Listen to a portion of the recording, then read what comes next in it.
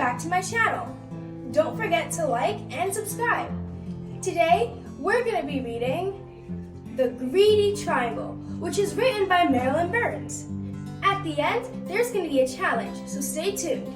Let's head into it.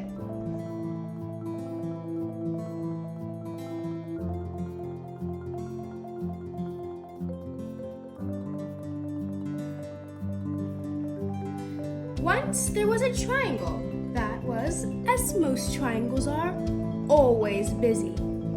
The triangle spent its time holding up roofs, supporting bridges, making music in its symphony orchestra, catching the wind for sailboats, being slices of pie and halves of sandwiches, and much, much more.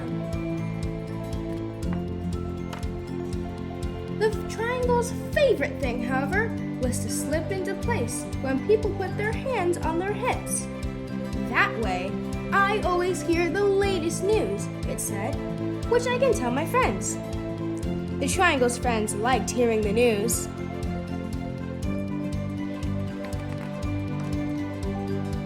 One day, the triangle began to feel dissatisfied. I'm tired of doing the same old things, it grumbled. There must be more to life. So, the triangle went to see the local shapeshifter. "How may I help you?" the shapeshifter asked the triangle.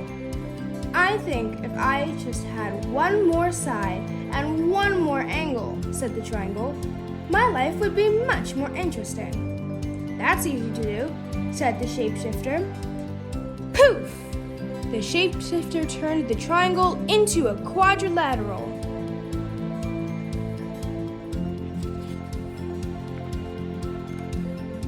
Life changed in a wonderful way. The quadrilateral was happy with all the new things it could do. The quadrilateral could be a baseball diamond, or first, second, or third base. It could take a position on the checkerboard or a chessboard. It could be a television screen, a computer screen, or a movie screen. It could frame windows or frame pictures, and much, much more.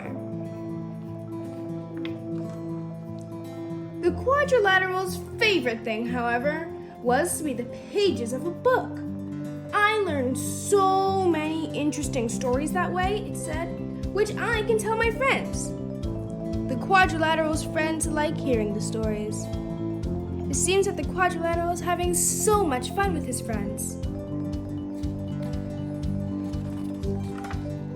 But one day, the quadrilateral began to feel dissatisfied. "I'm tired of doing the same old things," it grumbled. "There must be more to life." So, the quadrilateral went back to the shapeshifter. "How may I help you now?" the shapeshifter asked the quadrilateral.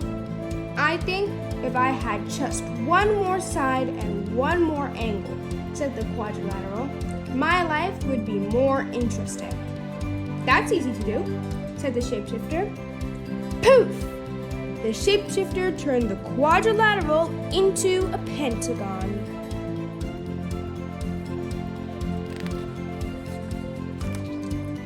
Life changed in a wonderful way. The pentagon was happy with all the new things it could do. On a baseball diamond, the pentagon could be the home plate. It could be the section on a soccer ball, or appear whenever someone drew a 5-pointed star.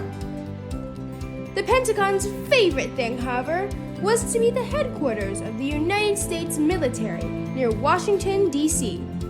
"I hear all the top secrets that way," it said. "Too bad I can't tell them to my friends."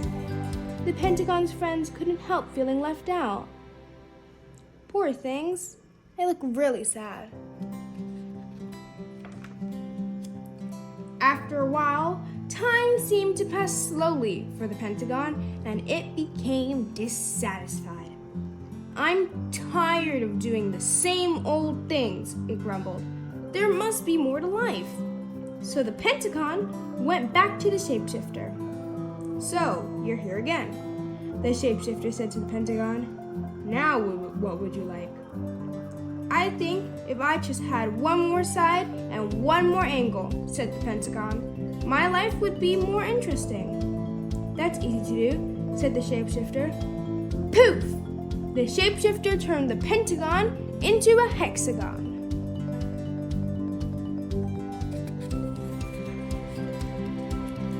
Life changed again in a wonderful way. The hexagon was happy with all the new things it could do.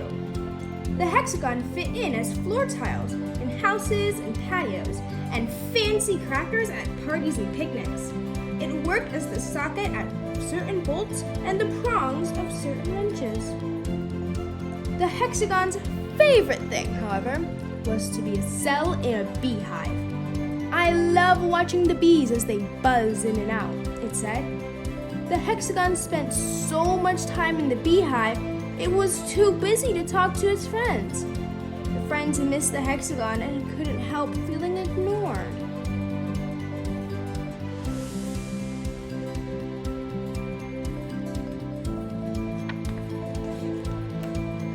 Again and again, the shape became restless, dissatisfied, and unhappy with its life. Again and again, it returned to the shapeshifter for more sides and more angles. The shapeshifter agreed to turn it into one shape after another. A heptagon, an octagon, a nonagon, a decagon, and on and on. Finally, the shape had many, many sides and many, many angles. Its sides were so small that it had trouble keeping its balance. Its friends couldn't tell which side it was on and began to avoid the shape.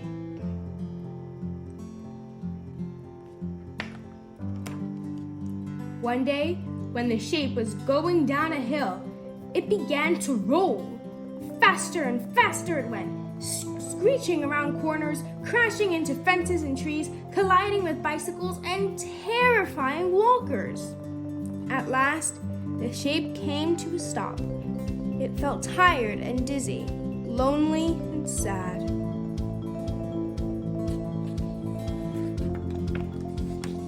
"Enough," thought the shape. "I don't know which side is up. I can't keep my balance. My friends don't want me around." The shape could no longer remember why it had been so unhappy as a triangle. Very carefully, it made its way back to the shapeshifter. "Aren't you happy yet?" the shapeshifter asked. "I want to be a triangle again," said the shape. "I'm not surprised," said the shapeshifter. Poof! The shapeshifter turned the shape back into a triangle. The triangle was delighted to have its old shape back again and kept itself very busy. Once again, it held up roofs, supported bridges, made music in a symphony orchestra, caught the wind for sailboats, became slices of pie and halves of sandwiches, and much, much more. Still, the triangle's favorite thing was to slip into place when people put their hands on their hips.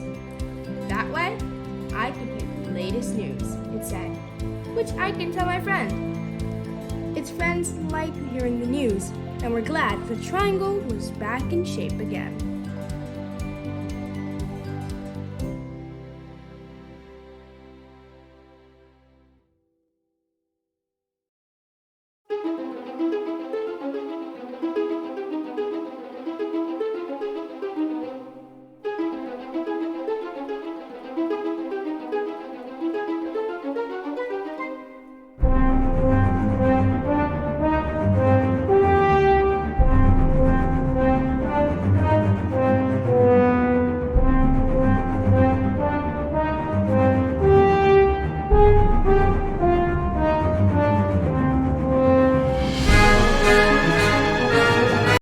So, mathematicians, what did we learn today? Well, we learned that a polygon is a closed plane figure bound by 3 or more straight line segments. We also learned that polygons are named by the number of sides it has. We also learned that the grass is not always greener on the other side.